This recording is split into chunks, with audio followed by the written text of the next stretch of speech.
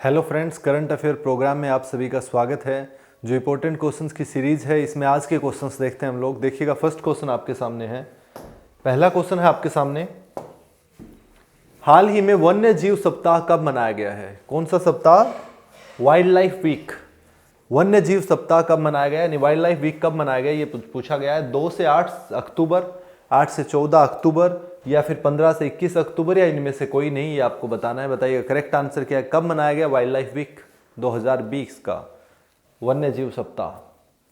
बताइएगा आंसर। 1954 से ही मनाया जा रहा है, ठीक है ना।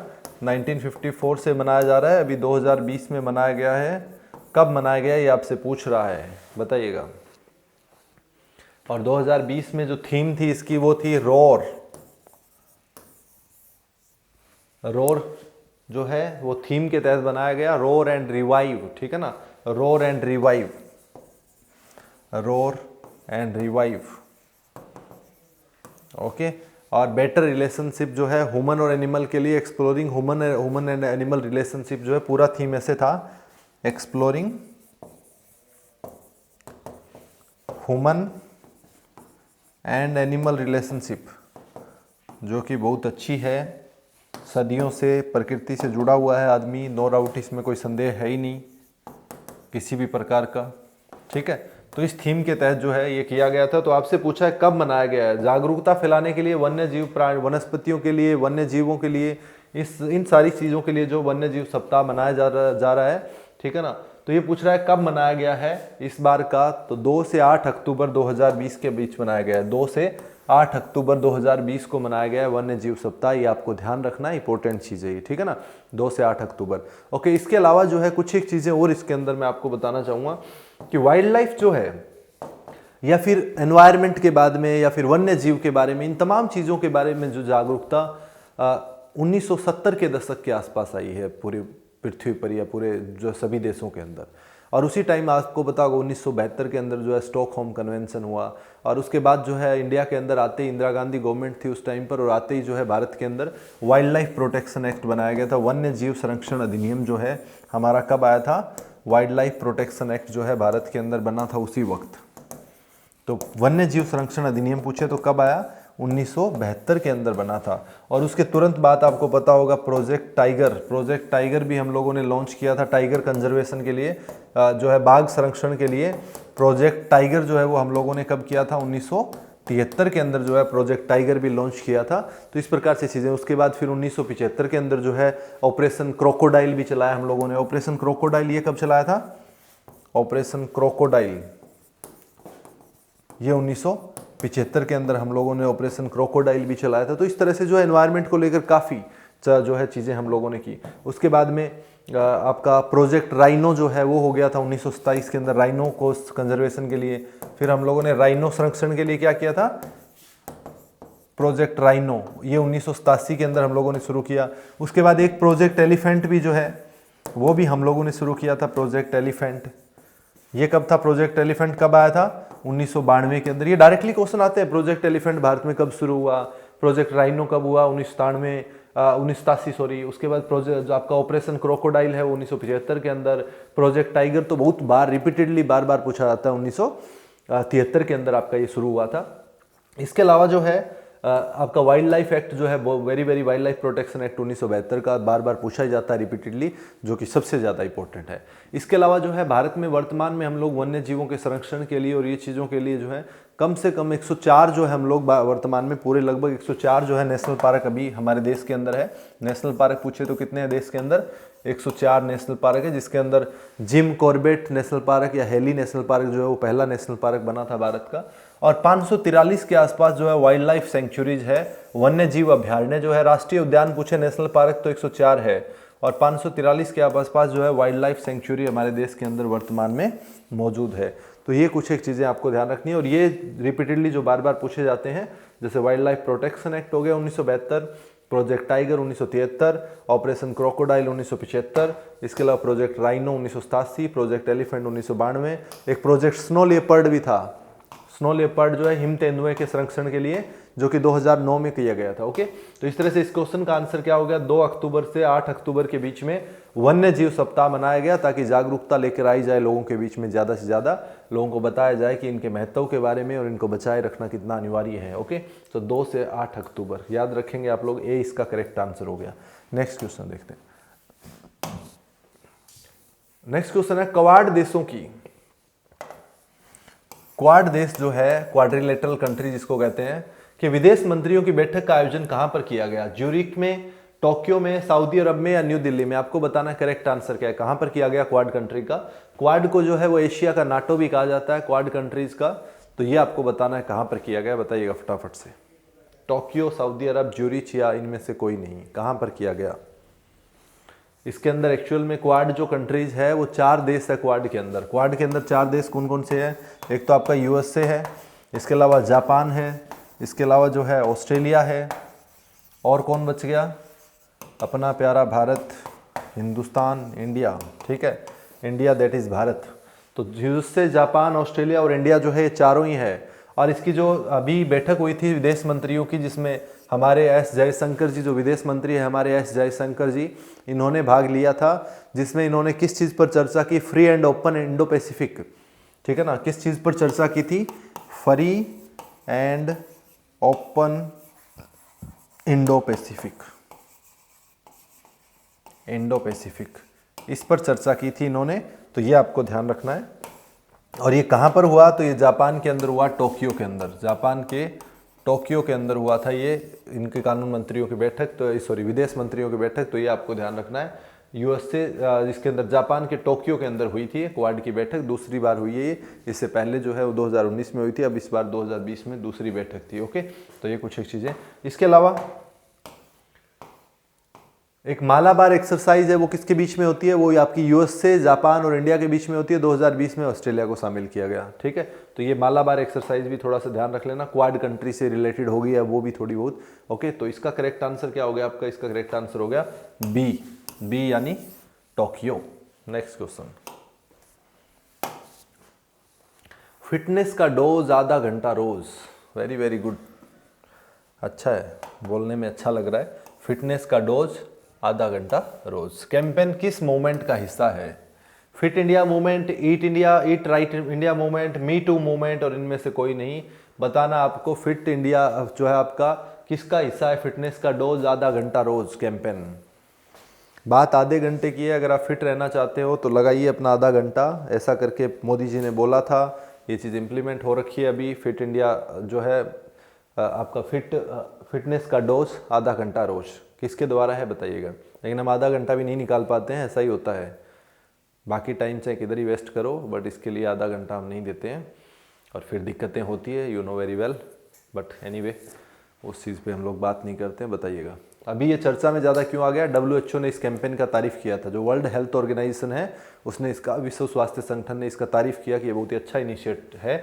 और ये इनिशिएटिव किसका है, fit India movement. Fit India movement चल रहा है ना, फिट इंडिया मूवमेंट के अंतर्गत जो है किरण रिजिजू ने इसको बोला है, इस कैंपेन के लिए जोर दिया इस पर भी कि फिटनेस का डोज आधा घंटा रोज, मतलब आधा घंटा डेली प्रैक्टिस करो या एक्सरसाइज करो तो आप फिट रहेंगे, ऐसा बोला है। किरण रिजिजू जो है भारत के sports and youth affairs minister है, वर्तमान में यूनियन मिनिस्टर है किरण रिजिजू, जो कि खेल और युवा मंत्रालय देखते हैं। तो ये भी ध्यान रखना है। तो फिट इंडिया मूवमेंट के अंतर्गत आता है आपका ये वाला कैंपेन, फिटनेस का डोज आधा घंटा रोज। ओके, सो इसका करेक्ट आंसर हो गया ए। नेक्स्ट क्वेश्चन, भारत और किस देश की नौसेना का द्विपक्षीय अभ्यास बोंगो सागर का दूसरा संस्करण बंगाल की खाड़ी में आरंभ हुआ, किसका है बोंगो सागर, बताओ बोंगो सागर किस किस के बीच में है। बोंगो सागर कहां हो रहा है, बे ऑफ बंगाल में, ठीक है ना, बे ऑफ बंगाल के अंदर हो रहा है बोंगो सागर, बे ऑफ बंगाल के अंदर। मुजीब बरसो, मुजीब बरसो, मुजीब बरसो क्या है,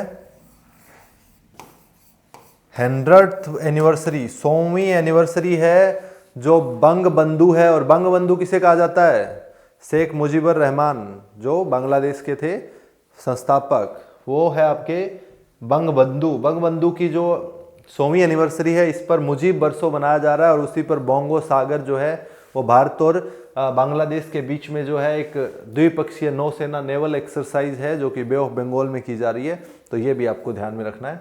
तो ये किस किस के बीच में, एक तो इंडिया है इसके अंदर और दूसरा कौन है, बांग्लादेश इसके अंदर शामिल है। बांग्लादेश और भारत के बीच में आपको पता होगा तीस्ता नदी को लेकर जो है काफ़ी विवाद चलता रहता है, तीस्ता वाटर जो है उसको लेकर विवाद चलता रहता है। इसके अलावा जो है फरक्का बैरेज, इसके अलावा आपको क्या ध्यान रखना है, संप्रीति 9 एक्सरसाइज जो है वो भी भारत और बांग्लादेश के बीच में संप्रीति 9 भी है, ठीक है। संप्रीति सीरीज जो है वो चल रही है, तो संप्रीति 9 उसका लास्ट सीरीज था अभी 2020 के अंदर। तो ये कुछ एक चीज़ें आपको बांग्लादेश के बारे में ध्यान रखनी है। ए इसका करेक्ट आंसर है। नेक्स्ट क्वेश्चन, अगला क्वेश्चन है, किस राज्य की लाल मिर्च को जीआई टैग दिया गया है? किस स्टेट की लाल मिर्च जिसका नाम है डले खुर्सीनी जो है उसको जीआई टैग दिया गया, ये आपसे पूछा गया है, बताइएगा। सिक्किम है, मिजोरम है, उत्तर प्रदेश या उड़ीसा? करेक्ट आंसर क्या है, किस राज्य की है? ए, बी, सी और डी बता दीजिएगा फटाफट से, क्या इसका सही जवाब होगा? जीआई टैग लाल मिर्च डले खुर्सीनी सिक्किम की है, मिजोरम की, उड़ीसा की या उत्तर प्रदेश? डले खुर्सीनी एक्चुअल में एक तीखी मिर्च है, 480 रुपये किलो के आसपास इसका रेट है। तो अच्छी मिर्च है, खाओ कभी।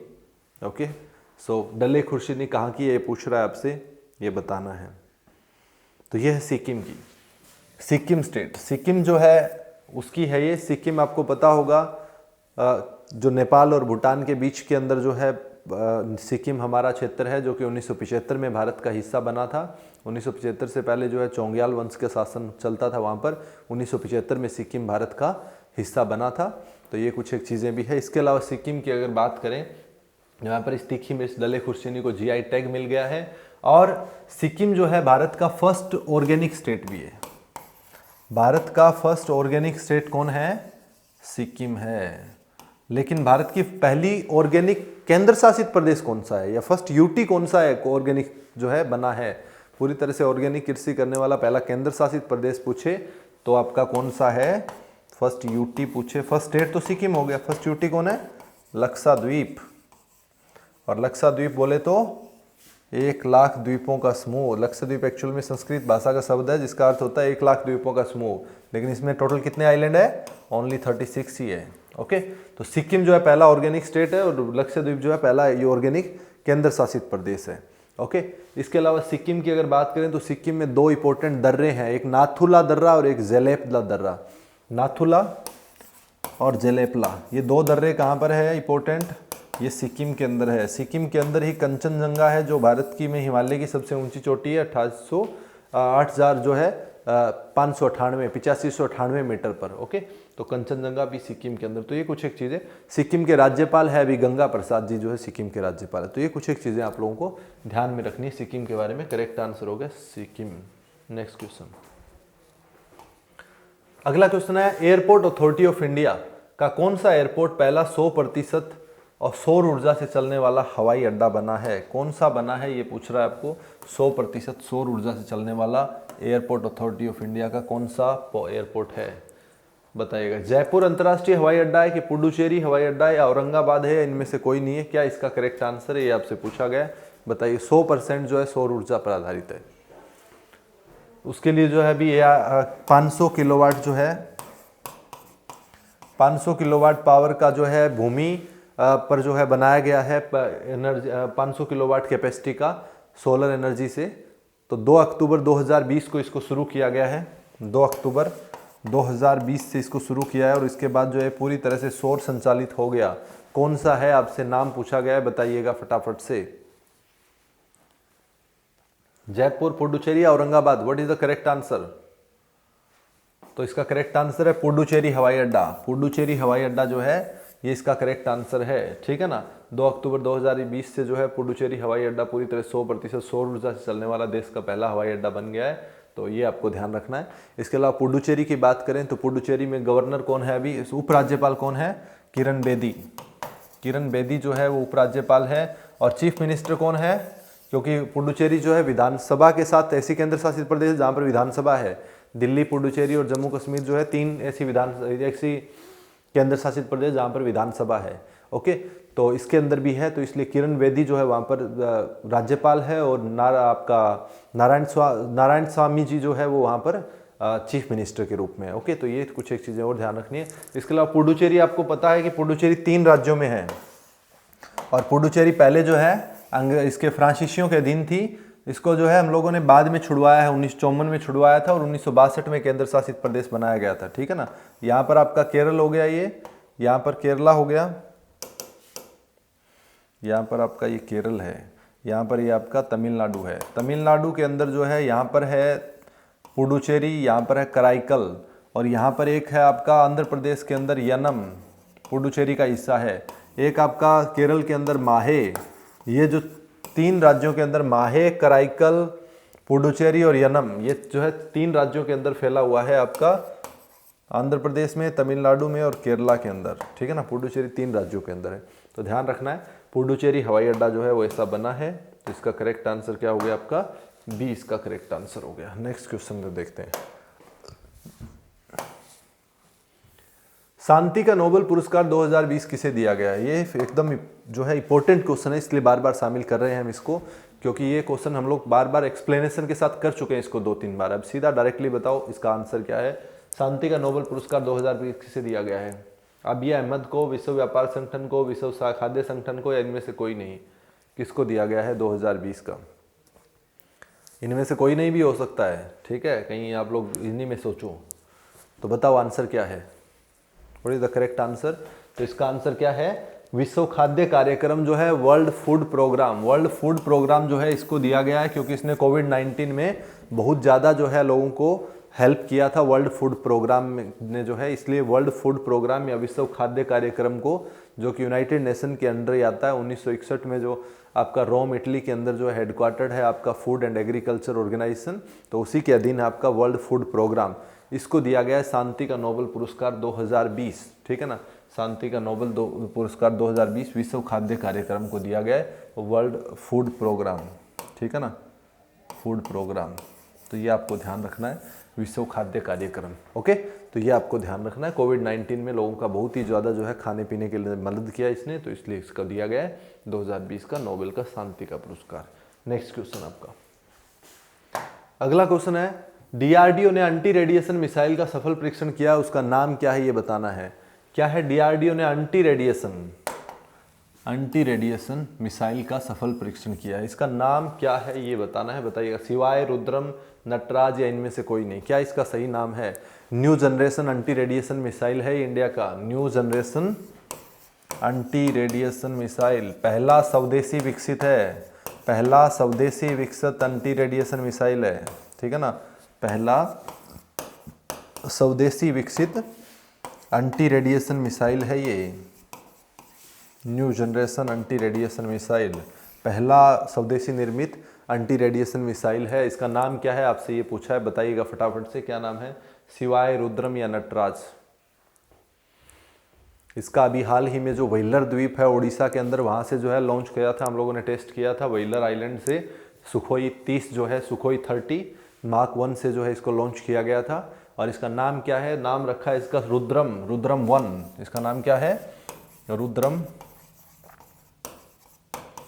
1। ठीक है, ये इसका नाम रखा गया है। तो एंटी रेडिएशन मिसाइल, स्वदेशी विकसित पहला एंटी रेडिएशन मिसाइल है भारत का। ध्यान रख लेंगे आप ये सब चीजें। तो इसका करेक्ट आंसर क्या हो गया? बी इसका करेक्ट आंसर हो गया, राइट। नेक्स्ट क्वेश्चन देखते हैं।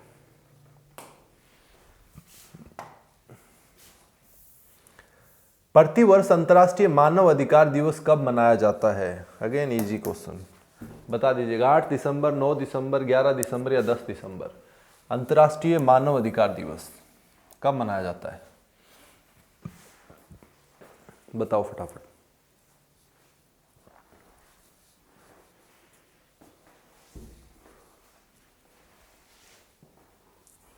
8 दिसंबर या 10 दिसंबर या 9 दिसंबर या 11 दिसंबर? तो करेक्ट आंसर है 10 दिसंबर को। क्यों 10 दिसंबर को ही? क्योंकि 10 दिसंबर 1948 को जो है यूएन ने ह्यूमन राइट डिक्लेरेशन जो है वो लागू किया था। तो ह्यूमन राइट डिक्लेरेशन जो है उसी दिन 10 दिसंबर से ही हम लोग ह्यूमन राइट्स को मनाते हैं। उसी डेट के हिसाब से 10 दिसंबर को हम लोगों ने चूज़ किया है वर्ल्ड ह्यूमन राइट्स या इंटरनेशनल ह्यूमन राइट्स डे के रूप में इसको मनाना शुरू किया। इस बार 2020 का जो है थीम क्या रखा हुआ है इसके लिए, 2020 में कोविड-19 का दौर था तो इसलिए थीम भी ऐसा ही रखा है, recover better stand up for human rights. इसका थीम क्या रखा है 2020 में, recover better stand up for human right, stand up for human rights, ये थीम रखा हुआ है इस बार का, recover better stand up for human rights. ठीक है, तो ये थीम रखा हुआ है। इंडिया ने भी जो है उसके बाद 1993 में जो है बिल पास कर दिया ह्यूमन राइट्स के लिए, और अल्टीमेटली जो है 12 अक्टूबर 1993 के अंदर जो है 12 अक्टूबर 1993 को भारत ने भी नेशनल ह्यूमन राइट कमीशन की स्थापना कर दी थी। ठीक है ना, एनएचआरसी जिसको बोलते हैं, नेशनल ह्यूमन राइट कमीशन जो है राष्ट्रीय मानव अधिकार आयोग की स्थापना भारत में भी 12 अक्टूबर 1993 को हो गई थी। ठीक है, तो ये कुछ एक चीज़ें आपको ध्यान रखनी है इसके बारे में, राइट, ध्यान रख लेंगे। तो 10 दिसंबर को राष्ट्रीय मानव अधिकार दिवस, और इस बार का थीम इंपॉर्टेंट है, recover better stand up for human rights, 10 December. Clear है, तो ये कुछ एक चीज़ें ध्यान में रखनी है आप लोगों ने। नेक्स्ट क्वेश्चन देखते हैं। अगला क्वेश्चन है, फ्रेंच ओपन टेनिस 2020 पुरुष वर्ग में किसने जीता है? फ्रेंच ओपन टेनिस 2020 किस वर्ग में पूछ रहा है? पुरुष वर्ग में। एक पुरुष वर्ग में है, एक महिला वर्ग में होती है। ठीक है ना, पुरुष वर्ग और एक है महिला वर्ग, वुमेन। तो ये पूछ रहा है पुरुष वर्ग में किसने जीती है और महिला वर्ग में किसने जीती है, वो मैं बाद में बताऊंगा। पहले पुरुष वर्ग का आप बताइए किसने जीती है? फ्रेंच ओपन, जो कि कहाँ पर हुई थी? पेरिस के अंदर हुई थी, अभी पेरिस फ्रांस के अंदर। फ्रेंच ओपन 2020 कहाँ पर अभी हुई है? पेरिस के अंदर हुई है। तो आप बताइएगा ABCD इसमें से करेक्ट आंसर क्या है, बताइएगा। तो क्या है? राफेल नडाल ने जीती है। किसने जीती इसको? राफेल नडाल ने। राफेल नडाल कहाँ के है? स्पेन के। और किसको हराकर जीती है? तो नोवाक जोकोविच को हरा के जीती है। ठीक है ना, नोवाक जोकोविच जो है इसको हरा के जीती है। ये सर्बिया के रहने वाले हैं, सर्बिया से नोवाक जोकोविच। और किसने जीती है? राफेल नडाल ने जीती है। तो ये आप ध्यान रख लेंगे इसके अंदर। तो इसका करेक्ट आंसर क्या हो जाएगा? इसका करेक्ट आंसर हो जाएगा ए। ठीक है, इसका करेक्ट आंसर हो जाएगा ए, यानी ये वाला आंसर आपका राफेल नडाल। ठीक है, इसके अलावा महिला वर्ग की अगर बात करें हम, तो महिला वर्ग में किसने जीती है? महिला वर्ग में सबसे यंगेस्ट जो है ये है इगा स्विएटेक। ठीक है, इगा स्विएटेक जो है इन्होंने जीती है, जो सबसे कम उम्र के अंदर है। इगा स्विएटेक जो है इन्होंने जीती है, और ये जो है आपकी पोलैंड की रहने वाली है। ये कहाँ की रहने वाली है? ये पोलैंड की रहने वाली है, राइट, ये पोलैंड की रहने वाली है। और किसको हराकर जीता है? तो यूएसए की सोफिया केनिन को हराया इन्होंने। यूएसए की सोफिया केनिन को हराया। इगा स्विएटेक जो है ये पोलैंड की रहने वाली है, इसने यूएसए की सोफिया केनिन को हराया। तो आपको ये बात ध्यान रखनी है। क्लियर है? तो इसका करेक्ट आंसर क्या हो जाएगा? Rafael Nadal. मैंने पुरुष और महिला दोनों वर्ग के लिए बता दिया है कि पुरुष वर्ग में किसको मिला है और महिला वर्ग में किसको जो है जीत हासिल हुई है। तो राफेल नडाल पुरुष वर्ग के अंदर स्पेन के है और सर्बिया के नोवाक जोकोविच को हराया है। ओके, इसके अलावा महिला वर्ग में इगा स्विएटेक जो है पोलैंड की रहने वाली, ये जीती, और सोफिया केनिन जो है यूएसए की, इनको हराया। करेक्ट है, तो इसका करेक्ट आंसर हो गया ए। इसी के साथ जो है ये आज के क्वेश्चंस हमारे थे, ये हम लोगों ने समाप्त कर दिए हैं। ओके, सो बाकी के कुछ इंपॉर्टेंट क्वेश्चंस के साथ अगली क्लास में मिलेंगे हम लोग। तब तक आप लोग अच्छे से अपनी रिवीजन करते रहिएगा, पढ़ते रहिएगा, और करंट अफेयर को भी देखते रहिएगा। जो भी इंपॉर्टेंट क्वेश्चंस है उनको आप अच्छे से कीजिएगा। ठीक है, सो मिलते हैं अगली क्लास में। तब तक के लिए thank you so much, bye bye.